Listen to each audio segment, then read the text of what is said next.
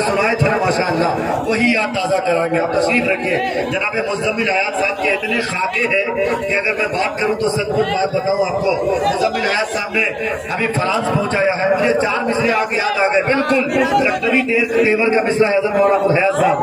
آپ کے ذات کو سلام حضرت باپ رے. اتنے دیر تک آپ بالکل دل برداشتہ کے ساتھ. میرا بیٹا عزیزم پیارے آپ بھی سننا بیٹا. شعر سنیے گا, بڑے جذبات والے 4 مصرے ہیں. ارے تو کیا سمجھ سکے گا کیا عظمت عمر کی ہے. کہیے سبحان اللہ. آپ ہمیں بھی کچھ دے سکتے ہیں. میں نے جو بات کہی ہے بہرحال استاد گھبرائیے گا مت, وہ انصار و مہاجرین والی تاریخ تھی اس لیے میں نے وہ بات کہی ہے. تو کیا سمجھ سکے گا کیا عظمت عمر کی ہے.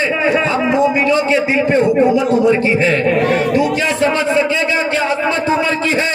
ہم مومنوں کے دل پہ حکومت عمر کی ہے. اور آقا کے دشمنوں کا گلا کاٹ کے رکھو, ڈرنا نہیں کسی سے, اجازت عمر کی ہے.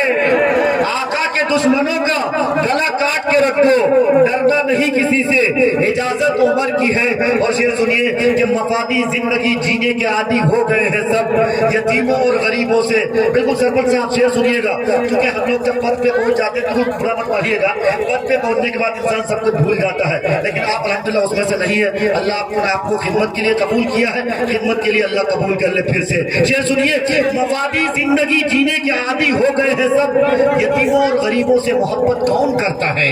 ارے عمر نے لاج رکھی ہے اصولوں کی یہاں, ورنہ شکم پر باندھ کر پتھر حکومت کون کرتا ہے. شکم پر باندھ کر پتھر حکومت کون کرتا ہے. آئیے اس کڑی کو ذرا سننے کے لیے سب لوگ کوشاں ہیں. میں سمجھ سکتا ہوں یہ پیشانیوں کی جھریاں اس بات کی غمازی کر رہی ہیں کہ مزمل حیات کو بلا دیجئے ورنہ معروف راہی آپ کی خیریت نہیں ہے. بہرحال آئیے میں آپ کو جگاتے ہوئے جناب مزمل حیات کا ماحول بناؤ. کچھ مصرے میں سناتا ہوں, ذرا سا لیجئے گا مزہ. انشاءاللہ مارکیٹ کے لوگ آئیں گے, مجھے معلوم ہے, جو کہ مزمل حیات کے وایا معروف راہی چل رہا ہے. اس لیے آپ بھی ذرا جڑ جائیے, اس کڑاکے کی ٹھنڈ کو ختم کریے, ایمان کی چنگاری جلائیے اور قریب قریب ذرا سا آ جائیے تاکہ پوری طرح سے لطف آ جائے. آ جائے ذرا سا, ایک ایک پاؤں کھسک جائیے نا, آ جائے ایک ایک پاؤں کھسک جائیے. اڈنڈی چمنی یہ بچے بیچارے جگ رہے ہیں, بہت بڑی بات ہے. مکھیا جی اگر یہ سو گئے ہوتے تو اب تک یہ گنگا بہا دیے ہوتے. لیکن بہرحال بہت بڑا اللہ کا کرم ہے کہ افانیہ والوں نے اتنی اچھی محفل سجائی. اب شعر سنیے گا کہ آنسوؤں کے سامنے مسکان کی اوقات کیا,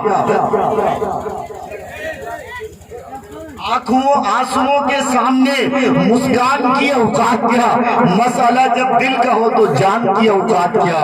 اور ایک ایک انگلی کے اشارے پہ پلٹ آتا ہے شمس, ایک انگلی کے اشارے پہ پلٹ آتا ہے شمس, معجزوں کے سامنے وگیان کی اوقات کیا. زندہ آواز کیا خوب.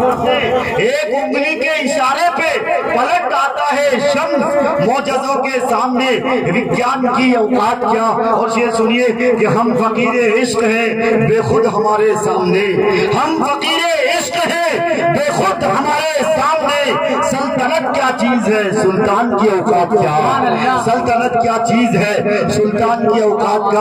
اور یہ شعر بطور تمغہ لکھے جائیے گا کہ ان کو بھٹکاتا ہے جو وہم و گما کے ہے شکار, ان کو بھٹکاتا ہے جو وہم و گما کے ہے شکار.